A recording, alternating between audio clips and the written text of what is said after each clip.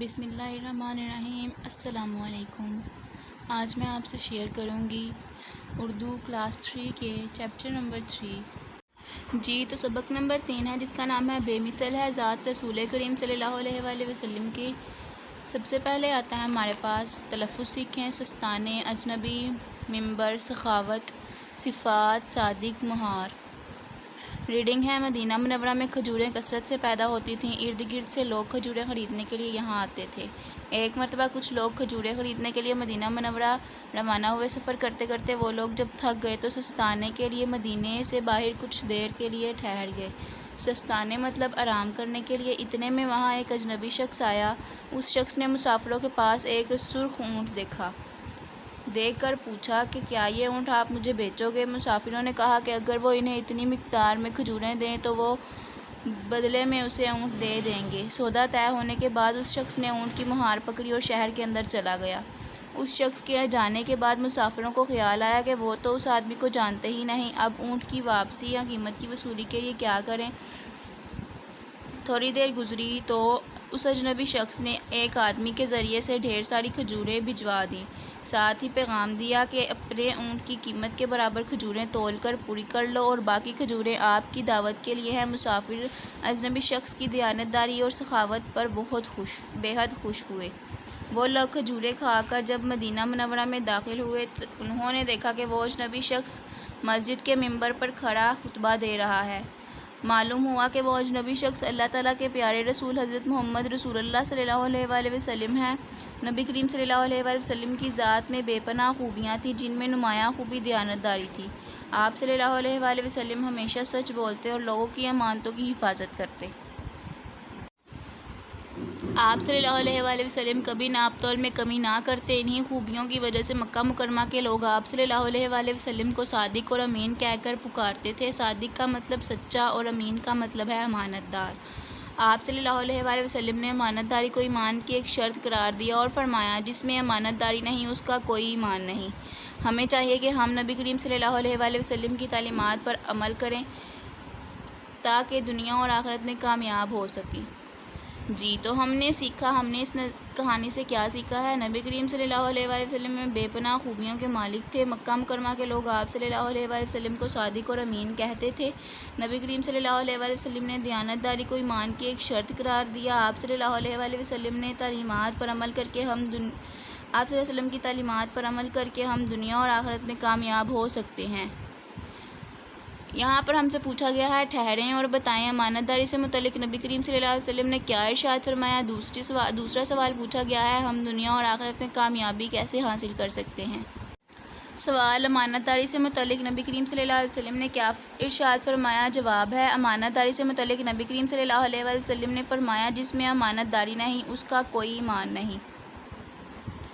دوسرا سوال، ہم دنیا اور آخرت میں کیسے کامیابی حاصل کر سکتے ہیں؟ جواب ہے، ہم نبی کریم صلی اللہ علیہ وآلہ وسلم کی تعلیمات پر عمل کر کے دنیا اور آخرت میں کامیابی حاصل کر سکتے ہیں۔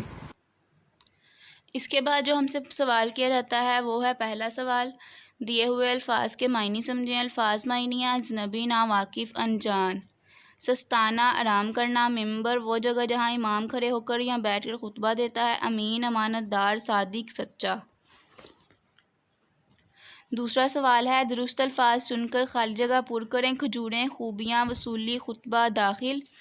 اونٹ کی واپسی یا قیمت کی ڈیش کے لیے کیا کریں؟ وصولی۔ اجنبی شخص نے ایک آدمی کے ذریعے سے ڈھیر ساری ڈیش بھجوا دیں، کھجوریں۔ مسافر کھجوریں کھا کر مدینہ منورہ میں ڈیش ہوئے داخل۔ نبی کریم صلی اللہ علیہ وآلہ وسلم کی ذات میں بے پناہ ڈیش تھیں، خوبیاں۔ مسافروں نے دیکھا کہ وہ اجنبی شخص منبر پر کھڑا ڈیش دے رہا ہے، خطبہ۔ تیسرا سوال آتا ہے، سبق کے مطابق درست جواب کی نشاندہی رنگ بھر کر کریں۔ لوگ خریدنے کے لیے مدینہ منورہ گئے۔ کھجوریں، لوگوں کے پاس اونٹ تھا، سرخ۔ مدینہ منورہ میں کھجوروں کی ہوتی تھی کثرت۔ اجنبی شخص اونٹ کی مہار پکڑ کر اندر چلا گیا، مدینہ منورہ میں۔ آگے چوتھا سوال ہے، دیے ہوئے سوالوں کے جواب لکھیں۔ سب سے پہلا سوال ہمارے پاس آتا ہے، مکہ مکرمہ کے لوگ نبی کریم صلی اللہ علیہ وآلہ وسلم کو صادق اور امین کیوں کہتے تھے؟ جواب ہے، آپ صلی اللہ علیہ وآلہ وسلم کی نمایاں خوبی امانت داری تھی۔ آپ صلی اللہ علیہ وآلہ وسلم ہمیشہ سچ بولتے اور لوگوں کی امانتوں کی حفاظت کرتے۔ انہی خوبیوں کی وجہ سے مکہ کے لوگ آپ صلی اللہ علیہ وآلہ وسلم کو صادق اور امین کہتے تھے۔ دوسرا سوال آتا ہے، نبی کریم صلی اللہ علیہ وآلہ وسلم نے کس چیز کو ایمان کی شرط قرار دیا ہے؟ جواب ہے، آپ صلی اللہ علیہ وآلہ وسلم نے امانت داری کو ایمان کی شرط قرار دیا ہے۔ تیسرا سوال آتا ہے، اجنبی شخص نے اونٹ دیکھ کر مسافروں سے کیا پوچھا اور انہوں نے کیا جواب دیا؟ اس کا جواب آتا ہے، اجنبی شخص نے اونٹ دیکھ کر مسافروں سے پوچھا کہ کیا یہ اونٹ مجھے بیچو گے؟ مسافروں نے جواب دیا کہ اگر وہ انہیں اتنی مقدار میں کھجوریں دے تو وہ بدلے میں اسے اونٹ دے دیں گے۔